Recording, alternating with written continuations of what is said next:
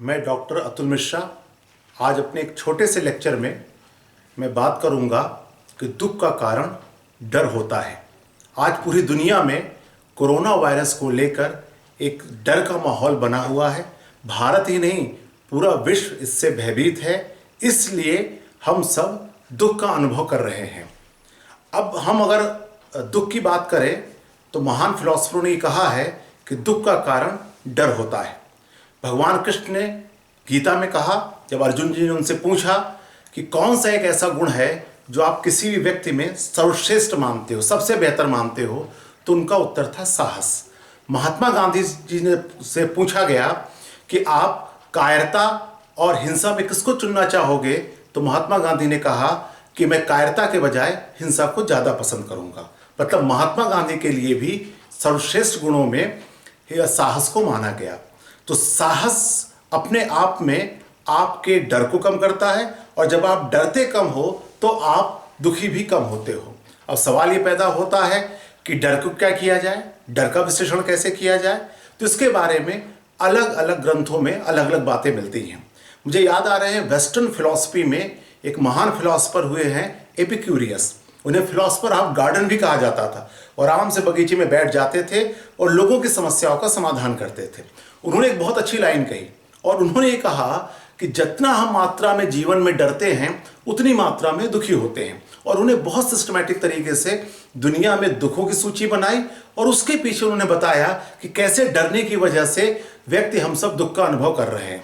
जैसे उन्होंने सबसे अधिक जिस डर को रखा था, वो डर को रखा था मरने का। और उन्होंने कहा कि हर व्यक्ति दुनिया में मरने से बहुत डरता है, और उन्होंने कहा कि हम थोड़ा सा विश्लेषण कर लेंगे तो हम इस डर से मुक्ति पा सकते हैं। जैसे उन्होंने बहुत अच्छी लाइन दिया कि भाई मरने से बिल्कुल नहीं डरना चाहिए। उन्होंने कहा कि जब तक जीवित हैं तब तक मर नहीं सकते, जब तक जीवित हैं तब तक मर नहीं सकते, और जब मर जाते हैं तो हम होते नहीं हैं, तो डरना क्या, तनाव क्या लेना। उनका कहने का मतलब ये था कि हम विश्लेषण करके हम डर से मुक्ति पा सकते हैं। और हम सबको पता है कि डरना जो है एक मानसिक अवस्था है। एक ही स्थिति में एक व्यक्ति डरेगा और दूसरा व्यक्ति नहीं डरेगा। इसलिए अगर हम मानसिक रूप से अपने को मजबूत कर लें तो हम बहुत सारी चुनौतीपूर्ण स्थितियों में अपने भय पर काबू पा सकते हैं। और कहा भी गया है कि डर का कारण क्या होगा। अब आगे बढ़ते हैं। डर का मुख्य कारण होता है अज्ञानता। अगर हम अज्ञानी हैं, अगर हम किसी विषय के बारे में बहुत अच्छी तरह से नहीं जान रहे हैं, तो हमारे में डरना स्वाभाविक होता है। जैसे एक बहुत अच्छी एक line I, knowledge is power. Leibniz ने जब इस बात को कहा कि नॉलेज इज पावर, ज्ञान ही शक्ति है, तो उसका तात्पर्य यही था, जितना हम ज्ञानी होंगे, जितना हम चीज़ों को जानेंगे, उतनी हमारी शक्ति बढ़ेगी, और जितनी हमारी शक्ति बढ़ेगी उतना हम डर से मुक्ति पा जाएंगे। इसलिए डरने से बचने का अच्छा तरीका ये है कि हम जो विषय हमें डरा रहा है उसके बारे में विस्तार से हम जानकारी प्राप्त कर सकें।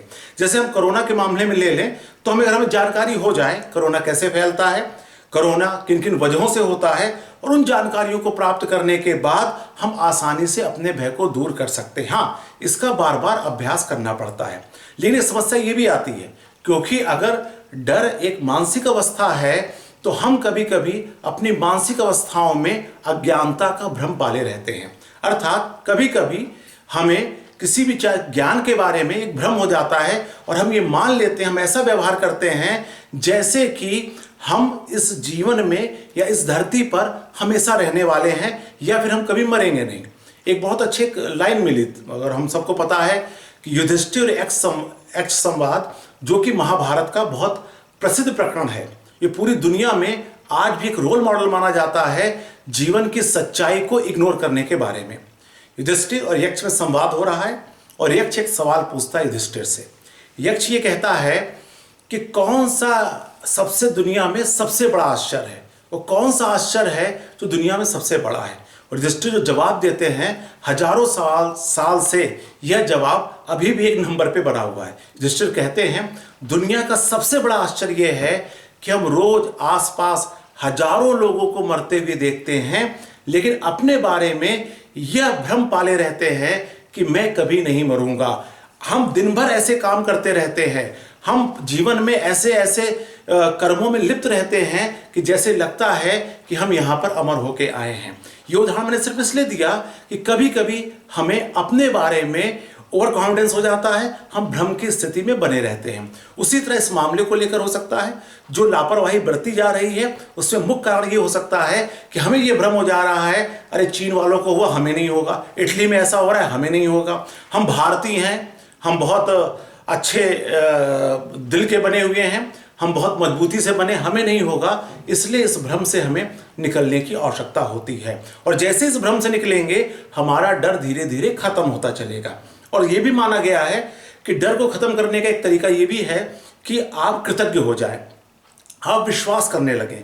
हमें कृतज्ञ होना चाहिए अपनी धरती पर, अपनी सरकार पर, उन डॉक्टर्स पर भी कृतज्ञ होना चाहिए जो हमारी सेवा के लिए लगे हुए हैं, और हमें उस पर भरोसा करना चाहिए। और अगर हम इस स्थिति पर आ जाएं, सिर्फ एक कोरोना ही मुद्दा नहीं, हम किसी मुद्दे पर, क्या हम इस लाइन पर विश्वास कर सकते हैं, मैं किसी से नहीं डरता, मैं किसी बात से नहीं डरता। और जब ये लाइन हम जैसे स्वीकार करते हैं और इसका रोज अभ्यास करते हैं तो धीरे धीरे आपको महसूस होने लगेगा वाकई में मैं नहीं डर रहा हूं, मैं किसी बात से नहीं डर रहा हूं। तो यहां डरने का जो सिर्फ अर्थ क्या है कि मैं जानकारी इकट्ठा करूंगा और किसी भी समस्या से चुनौती से निपटने के लिए जो मैं कर सकता हूं मैं करूंगा। मैं ज्ञान प्राप्त करूंगा, कोरोना कैसे होता है, किन किन तरीकों से होता है, फिर मैं उसको अपने जीवन में कैसे उतार सकता हूं, मैं क्या क्या सावधानी बरत सकता हूं, मैं अपने को एकांत में रख सकता हूं, और ये मान के चल सकता हूं कि इस समय मेरे लिए सबसे बड़ी चुनौती, मेरा सबसे बड़ा कर्तव्य है कि अपने परिवार और देश को बचाने के लिए कोरोना से जुड़ी निर्देशों का मैं पालन करूं। और फाइनली पूरे भरोसे के साथ हमें इस विश्वास को आगे बढ़ाना चाहिए कि पूरी दुनिया बहुत सालों से चल रही है और जो भी चुनौती आएगी हम उसको आसानी से स्वीकार करके इस डर को दूर कर सकेंगे। धन्यवाद।